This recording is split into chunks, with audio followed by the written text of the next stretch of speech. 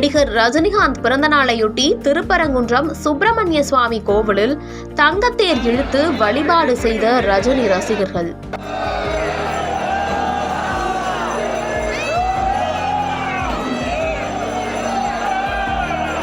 நடிகர் ரஜினிகாந்த் பிறந்த நாள் விழா வருகின்ற டிசம்பர் 12ஆம் தேதி கொண்டாடப்பட உள்ளது.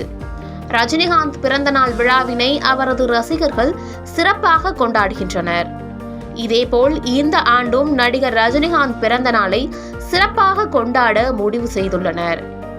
இதன் ஒரு பகுதியாக மதுரை மாவட்டம் திருப்பரங்குன்றம் அறுபடை வீடுகளில் முதற்படை வீடான சுப்பிரமணிய சுவாமி திருக்கோவிலில் திருப்பரங்குன்றம் தொகுதி பொறுப்பாளர் கோல்டன் சரவணன் தலைமையில் மதுரை மாநகர பொறுப்பாளர்கள் உள்ளிட்ட பல்வேறு நிர்வாகிகள் நடிகர் ரஜினிகாந்த் பூரண உடல் நலத்துடன் இருக்க வேண்டும் என வேண்டி தங்கத்தேர் இழுத்து வழிபாடு செய்தனர்.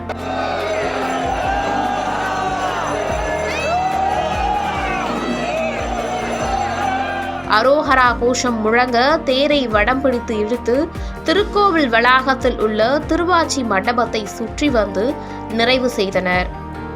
இதனைத் தொடர்ந்து சுவாமிக்கு சிறப்பு ஆராதனை நடைபெற்றது.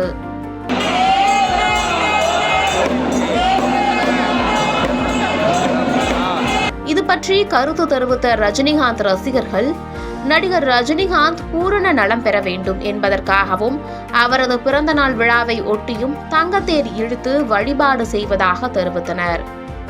ரஜினிகாந்த் பிறந்த நாளை முன்னிட்டு ஏழை எளிய மக்களுக்கு அன்னதானம் வழங்க இருப்பதாகவும் அவர்கள் தெரிவித்தனர். இந்த தங்கத்தேர் இழுக்கும் விழா வருடம் சூப்பர் ஸ்டார் அவர்களுக்கு பிறந்தநாள் விழாவை முன்னிட்டு நாங்கள் இங்கே தொடர்ந்து செய்து கொண்டிருக்கின்றோம். அவர் நீடூடி வாழ வேண்டும், அவர் குடும்பம் நீடூடி வாழ வேண்டும்.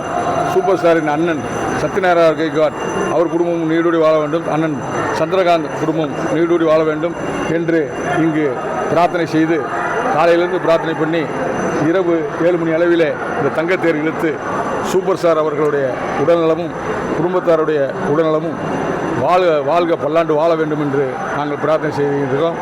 அதுபோக வருகிற 8ஆம் தேதி அநாத ஆசிரமத்தில் பிறந்த நாளை முன்னிட்டு அங்கு வந்து இலவச சேலை சட்டை கொடுத்து முதியோர்களுக்கு உணவு வழங்கும் விழாவாக 8ஆம் தேதி நடைபெற இருக்கிறது.